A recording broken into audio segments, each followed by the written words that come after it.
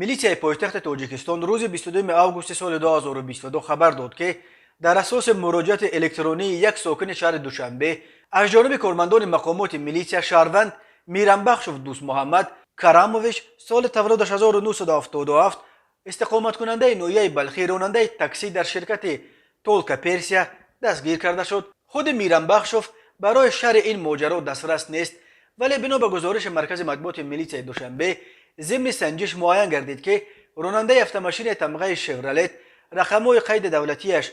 6874 ت 0 بخش دوست محمد میرنبخشوف ضمن فعالیت کاری نسبت مسافران مراجعت کننده دغل رفتاری نموده با الفاظ قبیح شان و شرف او را پس زده است. همزمان کردار ضد حقوقی صادر نموده نام برده در عکس و نوارها به مقامات میلیسیا ارسال نموده شهروند پورا اثبات خود را یافتند. وابسته به این حالت نسبت به میرنبخشوف دوست محمد طبق ماده 460 مای دوباشه کودکس حقوق ویرانکنی ماموری تاجیکستان پروتکل ماموری ترتیب داده شده از جانب دادگاه نویه شامنسور شهر دوشنبه نسبت به وی جزا در نمود جریمه ماموری به اندازه افت نشان دهنده برای حسابها 448 سامانی تطبیق کرده شده است. وقتهای آخر موردهای بر اساس شکایت زنان و دختران برای گپ‌پرتایی